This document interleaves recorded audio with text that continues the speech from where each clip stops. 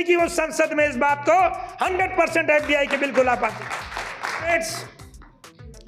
आज ये बिल संसद में पेश हुआ है, पारित नहीं हुआ है। बीमा कर्मचारी देश भर में संगठित हैं। अगर आप और हम चाहें, हिंदुस्तान का बीमा कर भी ठान ले, हिंदुस्तान का फाइनेंशियल सेक्टर ठान ले कि हम इसको आम जनमानस तक पहुंचाएंगे, इस विमर्श को, इस बहस को, तो साथियों मुझे पूरा विश्वास है कि संसद में जो है इस पे एक संघर्ष छिड़ सकता है, सड़कों पे इस पे एक संघर्ष छिड़ सकता है। अब साथियों बहुत सारे साथी बोलेंगे कि बीमे में ऐसी क्या बात है कि पूरे देश भर में आंदोलन हो जाएगा कि 55 लाख करोड़ रुपए का एसेट जो है, एलआईसी का जो एसेट है 55 लाख करोड़ रुपए का, उसके ऊपर इनकी नजर है। 1.5 लाख करोड़ की लगभग हमारी प्रीमियम, टोटल प्रीमियम जो है हमारी 6 कंपनीज का है। तो अगर आप सोचें साथियों, आप हमारे बहुत सारे साथी जो हैं क्या करते हैं कि वो देखने लगते हैं कि हमारी संख्या कितनी है।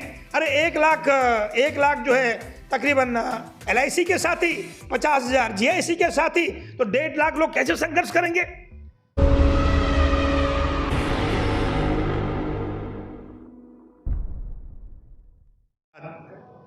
साथी सतीश जिंदल जी, यहाँ उपस्थित डायस पर हमारे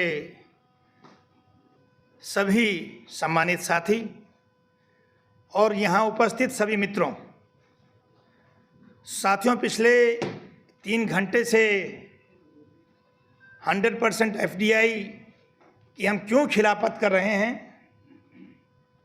और क्या क्या हमारी मांगे हैं, इसको लेके यहाँ एक गंभीर चर्चा, एक गंभीर विमर्श पिछले 3 घंटे से यहाँ हो रहा है। साथियों इस अवसर पे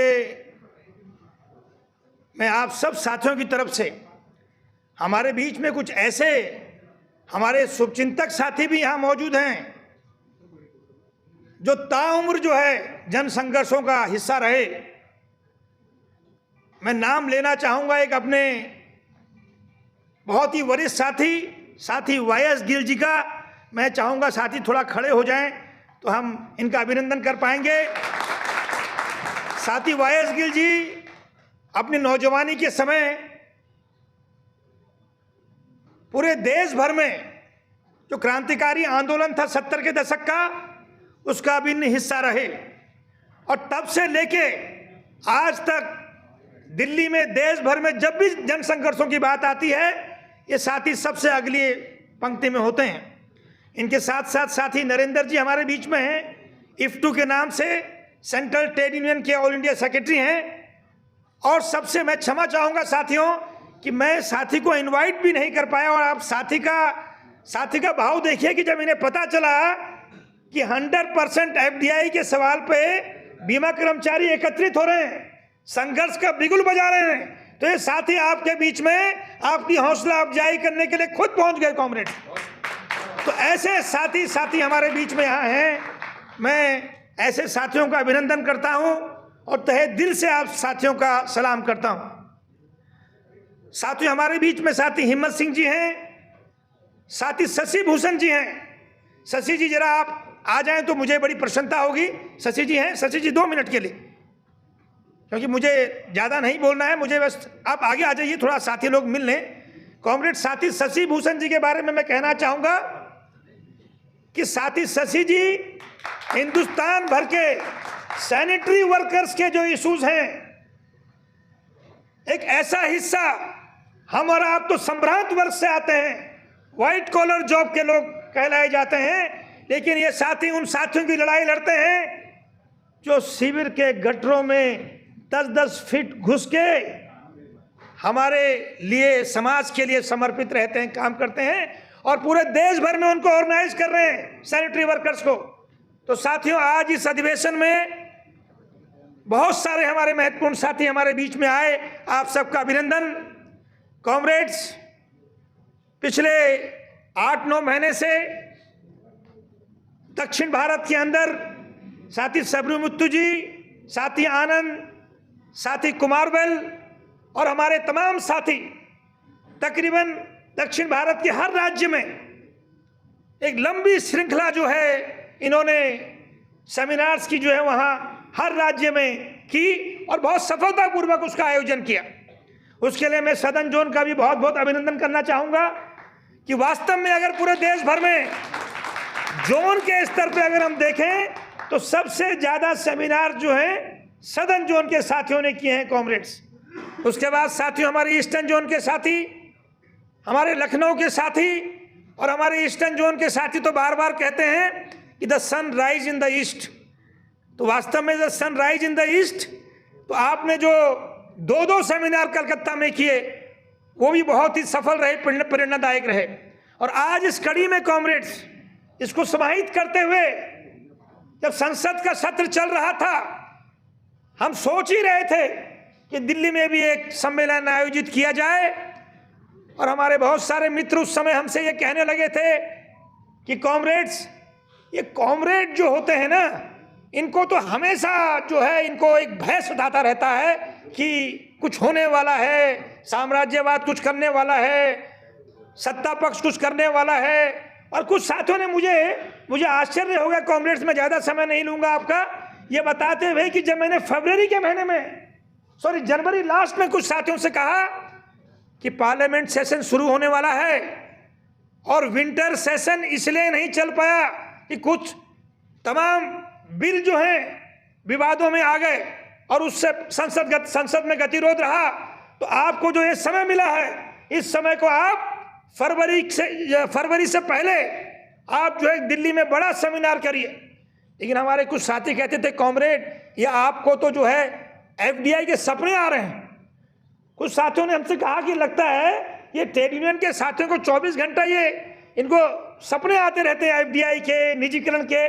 लेकिन साथियों जब मैडम ने 1 तारीख को एफडीआई की घोषणा की तो सब के सब साथी 11:40 में मैडम का संबोधन होता है और सब साथी व्हाट्सएप पे उसे आगे फॉरवर्ड कर रहे होते हैं।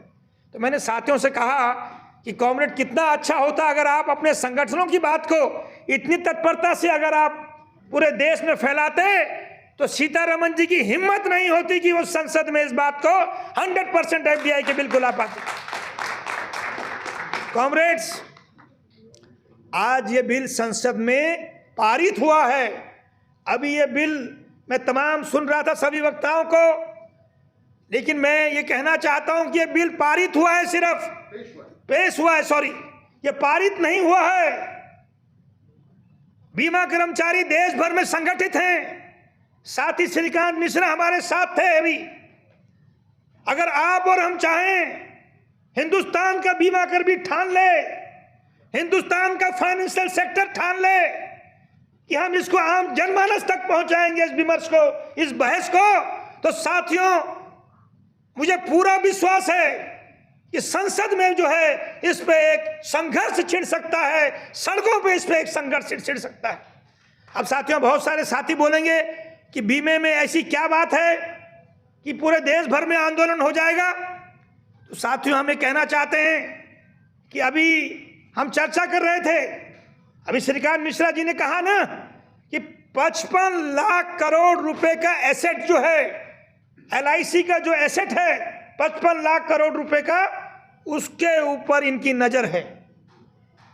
अभी हमारे साथी संजय जी बोल रहे थे हमसे बातचीत करते हुए, 1.5 लाख करोड़ की लगभग हमारी प्रीमियम, टोटल प्रीमियम जो है हमारी 6 कंपनीज का है। तो अगर आप सोचें साथियों, आप हमारे बहुत सारे साथी जो हैं क्या करते हैं कि वो देखने लगते हैं कि हमारी संख्या कितनी है। अरे 1 लाख जो है तकरीबन एलआईसी के साथी, 50,000 जीआईसी के साथी, तो 1.5 लाख लोग कैसे संघर्ष करेंगे। कॉमरेड सवाल 1.5 लाख लोगों का नहीं है, सवाल है कि एलआईसी और जीआईसी के माध्यम से आप जनता के कितने बड़े हिस्से से जुड़े हुए हैं। कभी हमने सोचा इस बात को कॉमरेड्स? 15 लाख हमारे एजेंट एलआईसी और जीआईसी में, 15 लाख से ज्यादा एजेंट फोर्स जो है देश भर में अगर कहीं है, और वो संगठित एजेंट फोर्स, तो वो सिर्फ हमारी इंडस्ट्री के अंदर है साथियों। लेकिन क्या हमने उनसे संवाद स्थापित किया?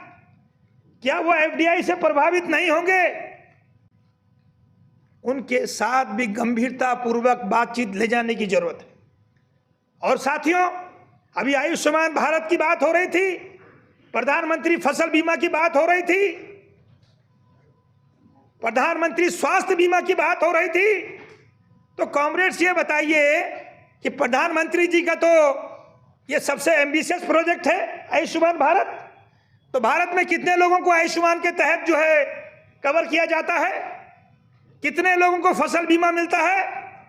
आप जानते हैं कॉमरेड्स, जब प्राइवेट कंपनीज आई तो महाराष्ट्र के अंदर विदर्भ में, मैं महाराष्ट्र के विजिट पे गया हुआ था, अनिल अंबानी जी ने अनिल अंबानी जी ने कहीं से जो फसल बीमा का जो इंश्योरेंस है वो हासिल कर लिया।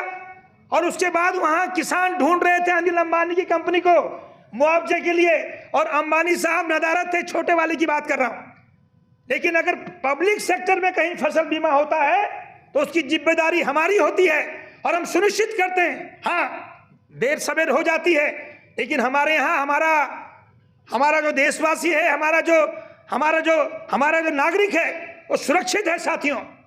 तो आप सोचिए साथियों कि कितनी बड़ी तादाद में लोग हमारे साथ जुड़े हैं और कैसे फसल बीमा में शोषण हो रहा है, हमारे किसानों का शोषण हो रहा है।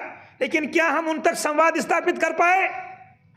क्या आयुष्मान भारत में कितने झूठे क्लेम लिए जा रहे हैं, फर्जी क्लेम, क्या हमने एक्सपोज किए? क्या हमने आयुष्मान भारत को लेके जिले जिले में जाके, शहर शहर में जाके सरकार की जवाबदेही तय करने का काम किया? ये काम हमारे सामने आज भी है कॉमरेड्स।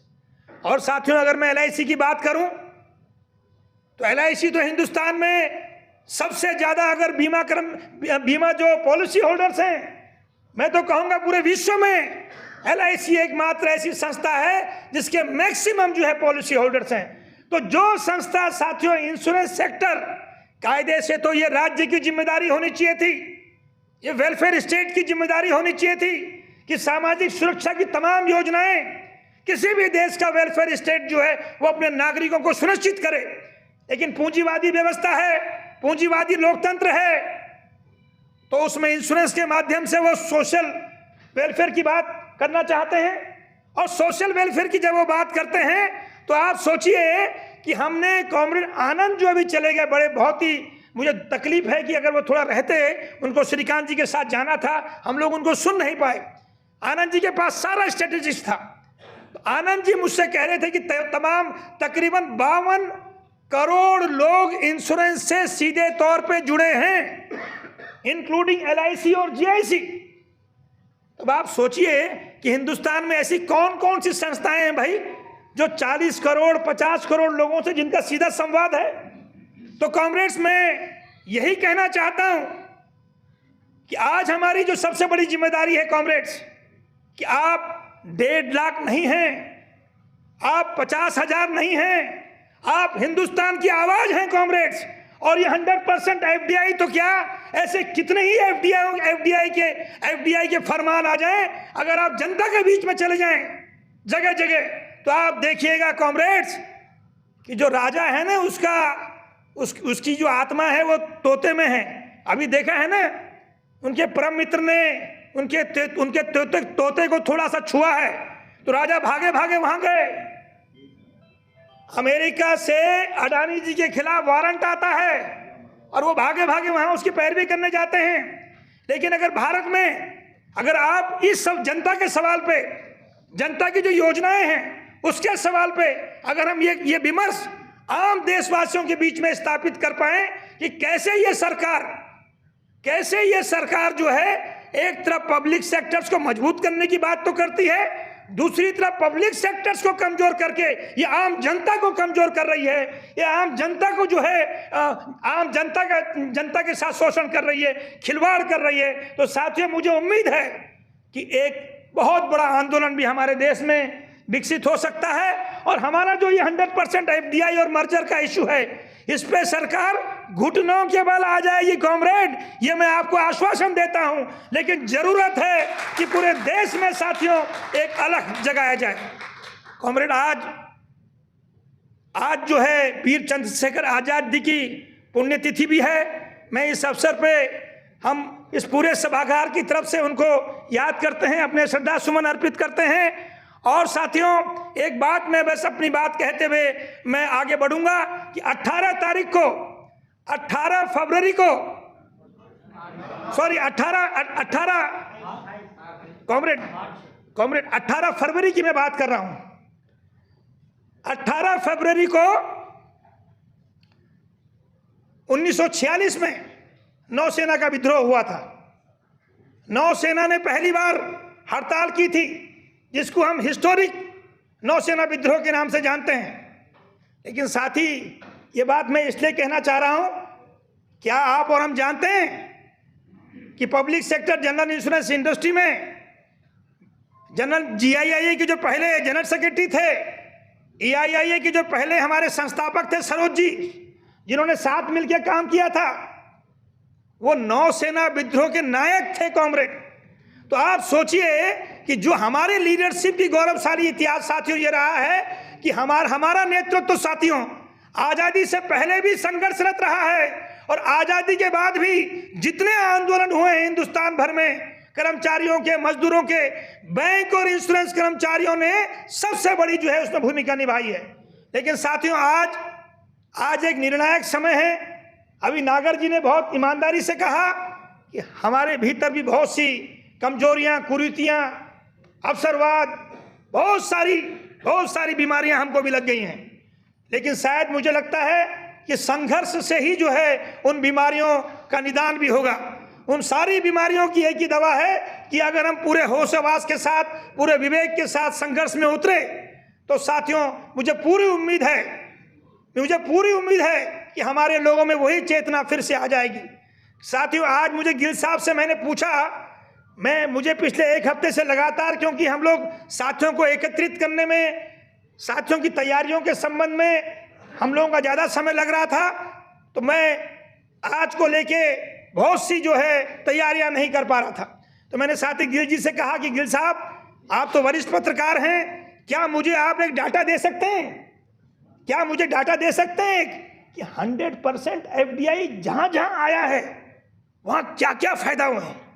तो आप जानते हैं गिल साहब ने जब मुझे डिटेल दिया तो हमने पाया कॉमरेड्स कि जहाँ जहाँ 100% FDI आया, ये एग्रीकल्चर में आया तो किसान आंदोलन शुरू हो गया, ये डिफेंस में आया तो डिफेंस के लोग सड़कों पे उतर गए, ये रिटेल सेक्टर में आया तो रिटेल सेक्टर के लोग सड़कों पे उतर गए। तो कॉमरेड, मेरा कहना यह है कि 100% FDI, अभी हमारे एक साथी ने JK शर्मा ने कहा कि ये 100% FDI नहीं है, ये सीधे 100% अटैक है हमारे ऊपर कॉमरेड्स। लेकिन इसको सरल भाषा में साथियों तक पहुंचाने की जरूरत है। और आने वाले समय में कॉमरेड्स, ये जो आज शुरुआत हुई है दिल्ली से, मैं उम्मीद करता हूं कॉमरेड्स कि हमारी एकजुटता पूरी ताकत के साथ हमारी ये एकजुटता बनी रहेगी, और हम लोग सेंट्रल ट्रेड यूनियंस के साथ भी जो है हम लोग अपने को मजबूती से जोड़े रखेंगे। और आने वाले समय में कॉमरेड्स, मैं उम्मीद करता हूं कि राष्ट्रीय स्तर पे दिल्ली से इस सम्मेलन के बाद, क्योंकि ये सम्मेलन जहां हो रहा है उसके बगल में ही हमारा डिपार्टमेंट ऑफ फाइनेंशियल सर्विसेज है, उसके बगल में ही जो है संसद है, और हम इस सम्मेलन के बाद साथियों तमाम राज्यों में सम्मेलन हो, और 10 मार्च से जब हमारा नया सत्र शुरू हो पार्लियामेंट का, तब तक हम देश के तमाम MPs के साथ एक संवाद स्थापित कर पाएं, जिससे MPs जो हैं वहाँ संसद में सवाल पे बहस को तेज करें, और हम जो है साथियों सड़कों पे इस लड़ाई को तेज करें। तो मुझे उम्मीद है साथियों कि संसद में भी जो है लड़ाई को तेज करना है, और यहाँ जो है जमीनी लड़ाई को हमने मिलकर लड़ना है। अगर हम इन दोनों लड़ाइयों में साथियों एक संतुलन बना पाते हैं, तो मैं उम्मीद करता हूँ साथियों कि आने वाले समय में हम एक निर्णायक लड़ाई की ओर जाएंगे। और मैं उम्मीद करता हूँ कि देश की जनता के लिए, हम सब के लिए, हमारी industry, public sector general insurance industry और LIC जो है आने वाले समय में कोई इसे कमजोर नहीं कर पाएगा, और ये और मजबूती के साथ खड़ी होगी। इन चंद शब्दों के साथ आप सब दूर दूर से आए, आपका बहुत बहुत धन्यवाद। Thank you comrade, thank you so much.